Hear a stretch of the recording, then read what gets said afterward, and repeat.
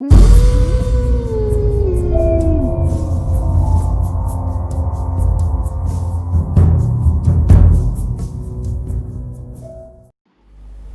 Asylum in the Woods Creepypasta story. The town I grew up in sits next to the Miley Candy State Forest in Massachusetts. Growing up, my friends would all tell me ghost stories about the area. A woman in a white dress following your car as you drive through, creeping laughter out by the ponds deep in the woods, and hitchhikers that kill those who tried to help them. It wasn't until after I graduated that I heard the story of the asylum in the woods. I had met with my friends Chris, Liz, and Ryan at a cemetery that sat about a mile outside of the woods. We had planned to venture on a ghost hunt that evening. As the sun got low and the air grew colder, Chris decided to tell us another ghost tale about the forest. He started off by telling us that the other stories we have heard are all fake, but he knew of the one that was true. A story that came from his own personal experience. Out in the Woods, he began, is the last remaining fully operational asylum in America. It sits on the road that starts in the middle of nowhere. Only accessible on foot, a friend and I had reached about the supposed asylum online, only finding one mention of it at all. We decided one day to go look for it ourselves. When we went searching and finally found the road in question, it was about midnight. We walked along the path for what seemed like hours. Eventually, we spotted it around a bend in the road, partially blocked by trees. I found it unusual that we hadn't seen the light emanating from the building through the leaves, but I didn't dwell on this seemingly minor detail. Chris took a moment to think back over the experience, then continued. As we got closer, we spotted what we thought was a guard roaming the perimeter. We rushed to hide behind some nearby bushes. After waiting for a moment, making sure we hadn't been discovered, I peeked my head out to try and get a closer look. I pulled out my phone, went to my camera, and zoomed in on the guard, effectively using my phone as makeshift binoculars. It was as if the guard had felt himself being watched, because he suddenly stopped walking and slowly turned, looking right into the camera. His face was grotesque. It looked as though he would suffered from many severe deformities. Just then all the building's light went out, and a high-pitched sound caused my friend and I to cover our ears. After recovering from the sound, we lifted our heads and noticed that the asylum was gone. Freaked out, we ran back to the car as fast as we could. Chris took a moment to settle himself, clearly rattled by his own memories. After a moment of silence, he looked to us. Ryan was the first to speak. I don't know about the rest of you, but I want to find this mystery building. He looked to Liz and I, seeing if we could join him on his adventure into the woods. We both nodded in unison. Chris, if you don't want to, I completely understand, but at least tell us where it is. Ryan continued. Chris took a moment to think and then agreed to join us, but making us swear not to tell anyone else where to find it, for something about his experience felt entirely unnatural. It wasn't something he wanted others to experience. I was sure that the only reason he agreed to show us the way was because he knew how persistent we could be. We would never let him leave it down, had he kept the location to himself. Excited, we hopped into Liz's car and headed up the road towards the forest. After passing the welcome sign and driving past the rest stop, Chris began guiding Liz down various roads, snaking through the woods. After an hour or so, Chris pointed to a patch of dirt just off the main road and told Liz to park there. Once stopped, Chris unbuckled, turned around in a seat, and sat with his back to the front windshield. Before we go any further, Chris started. I'm going to make one thing very clear to all of you. We are not getting too close when we find it, and we aren't going to do anything stupid. Got it? We all agreed to Chris' terms. The rest of us unbuckled and stepped out of the car. Chris pulled out a few flashlights from his sweatshirt pocket and handed us each one, and then began leading the way into the brush. It was the middle of the summer, so plants, bushes, and vines were plentiful and overgrown. There was no clear path along the forest floor to wherever it was we were heading. I remember wondering how anyone could have ever found this road in the first place. After about an hour or so of wandering, Chris pointed up ahead, signaling to us that he had found the road. Quickly we made our way forward. Surely enough, there it was, the beginning of a paved road in the middle of the woods. But how?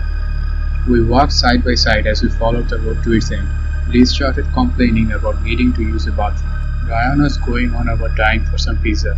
The whole time Chris remained silent, his eyes locked dead ahead. refusing to look away from the road ahead. I think he was afraid the asylum wouldn't be there, or worse, that it was. After maybe 15 minutes or so, we walked around the slight bend in the road, and there it was, the giant building sitting in the middle of the woods. There were lights all around the place. How did we not see that through the trees? We took it all in for a moment before Ryan pointed out something blocking the perimeter. We quickly scuttled off to the left of the road and crouched down behind some bushes. "How do you know this place is an asylum anyway?" asked Liz. Very simply replied, "The screams." No one dared to ask further. Instead, we peeked over the bushes and watched as the guard walked by. Ryan moved to the side of the bush to see better and stepped on a fallen branch. It made a loud cracking sound. The guard stopped walking. Slowly he turned to our direction. We huddled together, trying to hide ourselves behind the bush as best as we could. For an instant everything was dead silent. We thought we were safe, but we were wrong. The guard began screaming, sounding almost like a dying pig. Spotlights shone themselves on our precise location. Even if we tried to flee, we would be seen. Chris started to panic. He rolled up into a ball, holding his knees to his chest. He fell on his side and just began repeating one word over and over, quietly but loud enough for us to hear. Just then, the guard ran around the bush. Frightened, Liz tried to blind him with a flashlight. This gave us a good view of what he looked like, or should I say it. In accordance with its outcry, this thing had a pig-like mask sewn directly onto its face. It let out a wild squeal and then grabbed Chris. As it tried to pull him away, Ryan jumped up and attempted to attack the monster, but it easily swung him away with one arm, throwing him against a nearby tree. He fell unconscious on the forest floor. The last thing I remember was seeing three more of these things emerge from the other side of the bush, all letting out bone-chilling and unnatural screams. When I came to, I found myself strapped to a metal chair in a room with padded walls. In front of me, Chris, Liz, and Ryan were strapped down in a similar fashion. Chris and Liz were both conscious, but Ryan was still out cold, his head slumped back over the neck of the chair. I heard a door open up from behind me, the hinges squeaking as it swung. A man in a white lab coat walked in and stood in the center of the room. He looked at Liz, Ryan, and myself, and then turned to Chris. "Ah, you're the one who was here last time, aren't you?" the man began. "Did you miss her? Is that why you came back?" "What is he talking about, Chris?" I asked. My voice shook as I spoke. "Oh, he didn't tell you?" the man asked. "He was here with us for a few days. I'm surprised he didn't mention it. I wonder if it's because she didn't live with him." Who was with him?" Liz blurted out, her face soaked from tears. "Her," Chris said. "This place, you see, I felt awful for a very long time. I was constantly sad for no apparent reason. Missing work because I would sleep away the days. I met her in a dream. She said she could help. That's when she brought me here. I'm sorry I lied. I just wanted to see her again so badly." The man stood up and shoved Chris back.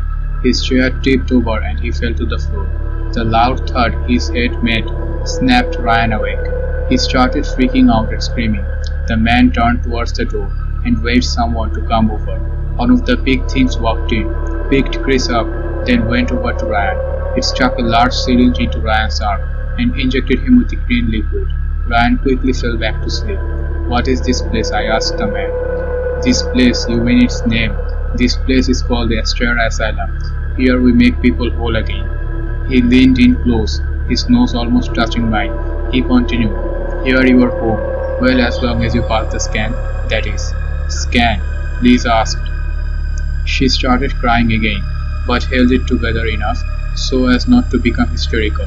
The man once again waved someone in from the door behind me. In came another pig-like creature. In his hands was a device. On it were various buttons, lights, and knobs. He held it in front of Ryan's face. It made a beeping sound. Seeming content with that, it moved to Liz, who was shaking. She closed her eyes and turned her head away. As the monstrosity hovered the device over her face, again the device made a satisfactory beeping sound. As the pig moved over to Chris, the man put his hand out, blocking the way of the pig creature. "We already know he is good," he spoke. "Can I just go to my room? I miss her," Chris replied sternly. The man nodded and ordered the creature to undo his binds. Chris stood up rubbed his wrist, looked at Liz, Ryan, and then at me. He took a deep breath and walked out of the room. That was the last time I ever saw him. The big creature made his way over to me. As it held the device in front of my face, the man became curious as he looked intently at the flashing lights. Then the device made a sound that closely resembled that of a beeping microwave. The man's face turned sour. He pointed to me and ordered I be removed from the building at once. He called me non-compatible.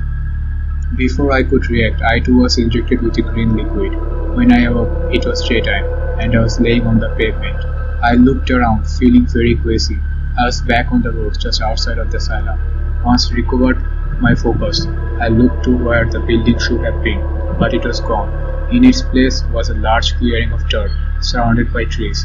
I searched the area for a bit, before heading back in the direction from whence we came. I didn't have Liz's car keys, so I walked out of the forest. I went to the police station and tried to report the incident, but no one believed me. No one ever has. To this day, almost 8 years later, I still haven't seen my friends. It's almost like the world has forgotten that they ever existed. Over the years, I have gone back to that spot in the forest, but the asylum is never there. I don't think it will ever come back. I tell my story of that night to some people, not because I think anyone should look for it, not because I hope that my friends will one day return, not even because in a two-state way I think it makes a good ghost story. I tell my tale of that night because of the sadness I feel, the sadness of missing home.